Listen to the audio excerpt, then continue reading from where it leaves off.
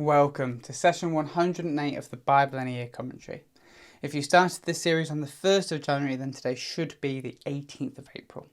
Today we'll be looking at 2 Kings 23 to 25 and Psalm 108. But so far in 1st and 2nd Kings, we've read through Solomon's reign, the splitting of his kingdom, the era of kings and prophets, and the northern kingdom of Israel's exile by the Assyrians. Solomon's reign began with eliminating his rivals. He then asked God for wisdom, which led to peace and prosperity in Israel. Solomon built the temple and his palace, but disobeyed God by accumulating wealth, horses, and marrying foreign wives, leading to idol worship. God told Solomon his kingdom would be divided after his death: Israel in the north under Jeroboam, and Judah in the south under Rehoboam. Jeroboam led the northern tribes in worship to other gods. After Jeroboam, leaders like Nadab, Bashar, Elah, Zimri, Omri, and Ahab followed in Israel, all doing evil. In Judah, Rehoboam also did evil, as did his son Abijam. Then came Asa, who returned the people to God, but relied on Syria instead of God when attacked. He was replaced by his son Jehoshaphat. The story shifted to Elijah, a prophet who condemned Ahab for idolatry and predicted a drought. Elijah performed miracles, defeated Baal's prophets, and fled from Jezebel. He met God, anointed new leaders, and chose Elisha as his successor. We read as Elijah was taken to heaven and Elisha stepped up to fill his place. We saw Elijah performing many of the miracles Elijah had done. Under Elijah, we saw the rise of Syria and much suffering in the northern kingdom of Israel. This then started the section of the book focused on Israel's journey towards exile. We read of much murder and fighting for both the northern and southern thrones. Hazael led the Syrian army to wage war and defeat the northern kingdom of Israel. They were then followed by the Assyrians, who eventually led the Israelites into exile. The northern kingdom was no more. In its place, the Assyrians resettled various different people groups who were taught the ways of the God of Israel, but also continued worshipping their gods. At the same time, we saw much wickedness in the southern kingdom of Judah, highlighting that they were on a similar path. We picked up with King Hezekiah, one of the few kings to destroy the foreign places of worship in Judah.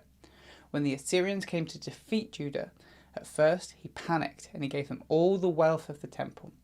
But when they continued to come, Hezekiah turned to God with the help of Isaiah, and God defeated the Assyrians for them. We read yesterday as Hezekiah made the mistake of showing Babylonian ambassadors all of his wealth, putting himself on their radar. Hezekiah was followed by Manasseh and Amon, both who rebuilt all the foreign places of worship and brought back human sacrificing. They were then followed by Josiah, who restored the temple and rediscovered the book of the law. Upon realizing how far the people have sinned against God, Josiah inquired to find out what to do. The prophetess Huldah explained that God planned to deal harshly with his people, but wouldn't do it in Josiah's reign. So let's jump in with today's reading, 2 Kings 23 to 25. Yesterday we read as Josiah discovered God's plan for his peoples for their sin. Unlike Hezekiah, who heard that bad things would happen after his reign and was happy that it wouldn't affect him, Josiah wasn't just going to sit back and let it happen. He spends the rest of his reign trying to get the people right with God, hoping that God might change his mind and have mercy on Judah. First, he called all the people together and led them in recommitment to God. Next, he removed anything involved in the worship of other gods. He took all the idols out of the temple and got rid of all the priests that were involved in their worship. He destroyed the place where child sacrifices had been happening. He even killed horses that had been dedicated to other gods. Anything and everything that was even a little bit connected to worship of gods other than the God of the Bible were removed and destroyed. Josiah purged the land of false worship. He reintroduced the Passover because it had been many years since the people had kept it. He also got rid of necromancers and mediums, people who tried to raise people from the dead or speak to the dead. But it wasn't enough. As far as God was concerned, Judah's disobedience was too deep and had gone too far. Josiah was killed by the Pharaoh of Egypt, and his son Jehoahaz replaced him.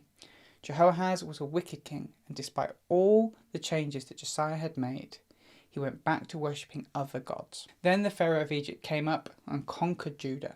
He captured Jehoahaz and put his brother Eliakim, now to be known as Jehoiakim, in his place, so he could lead Judah for Pharaoh. Jehoiakim would give Pharaoh regular taxes of silver. Then Nebuchadnezzar, the king of Babylon, came and defeated Egypt, so Jehoiakim started giving those taxes to Babylon instead. After a while, Jehoiakim rebelled against Babylon and stopped paying his taxes. So God sent various different tribes to attack and raid Judah. After Jehoiakim came his son Jehoiachin.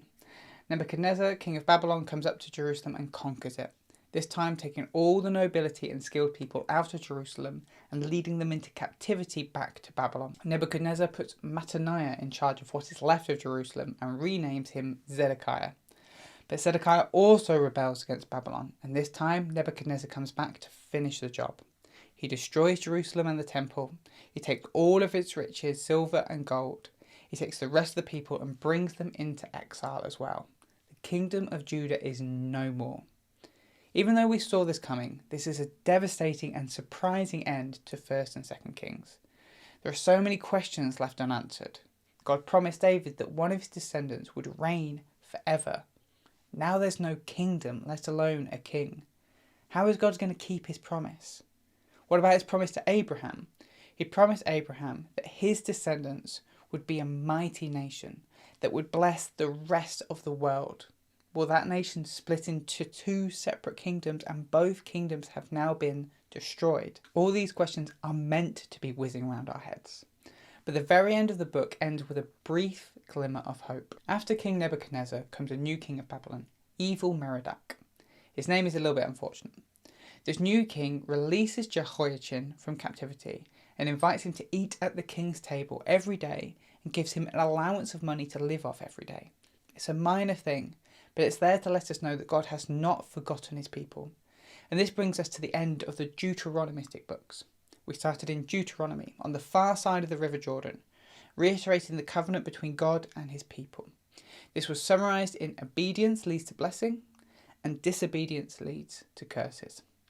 Then in Joshua, we read as the people entered the promised land and started to remove the Canaanites from it. Unfortunately, they didn't finish the job. And in Judges, we saw how the Israelites let themselves adopt the wicked ways of the Canaanites. We read of various different judges who rose up to lead Israel, but ultimately saw their decline into wickedness. Ruth gave us an example of God's redemptive power, and then 1st and 2nd Samuel saw the birth of the kingdom. We saw the rise of Saul, David, and then Solomon. These 3 kings defeated Israel's enemies and brought order and peace. But we've now read through 1st and 2nd Kings, where we've seen the kingdom split into 2, and once again the Israelites allow themselves to take on the wicked practices as the other nations as they become more and more depraved. Now, with all God's people in exile, we're left with the stark consequences of human wickedness and the smallest glimmer of hope that God will still somehow make this all right. But that is 1st and 2nd Kings. But now let's jump in with Psalm 108. This psalm is attributed to King David and falls into the category of praise psalm. It is a reworking of Psalm 57 and Psalm 60. Psalm 108 verses 1 to 5 almost directly quotes Psalm 57 verses 7 to 11, while Psalm 108 verses 6 to 13 almost directly quotes Psalm 60 verses 5 to 12. Both these psalms are lament psalms, and so it's noteworthy that this psalmist repurposes them into a praise psalm. Here's a summary of the structure, but I would recommend checking out the written version of this commentary in the description to see the structure properly for yourself. We start with verses 1 to 5. Exalt God before all the nations for his steadfast love. Verses 6 to 9, God redeems his people from their enemies, and then verses 10 to 13, victory comes from God. The psalmist starts with praise to God, because it is in God that they have become steady. They will start the day with praise for God, almost awakening the dawn itself with their praise. They will praise God in public, letting other people know of all that God has done. This includes people of other nations. Why? Because he is a loving and faithful God. So the psalmist exalts God on high over all the earth. This praise turns the psalmist to future victories. They recall God's promise to them. He starts by saying he will divide up Shechem and the Vale of Succoth. These are both places that Jacob visited as he entered back into the land of Canaan, all the way back in Genesis 33 verses 17 to 19. He then lists places in Israel from north to south. Gilead, Manasseh, Ephraim and Judah all belong to him. In short, God is in control over his land. God then turns to Israel's enemies and discredits them. Moab, Edom and Philistia will all submit to his authority. Who could defeat God and lead him to submit to these nations? The psalmist asks for God to go with them in future battles. Help us defeat our enemies, because we can't do it in our own strength. If God were to go with them, they would see victory and defeat their enemies. The psalm was likely written after the exile, when the people have returned to the land. They have experienced the victory that the generations before them were asking God for. To celebrate this, they took the lament psalms of the previous generations and repurposed them into praise psalms to celebrate the very answer to prayer the lament psalms had been asking for. This new psalm affirms the authority that God has over all nations and celebrates and praises him for it. Thanks for joining us today. Take a moment to reflect on what you've read and share your thoughts or questions below. If you're watching in the future, then you can click here for the next session, or you can find the full playlist just down here. To receive these daily commentaries in your email inbox, subscribe via the link in the description below. Have a great day, and I'll see you tomorrow.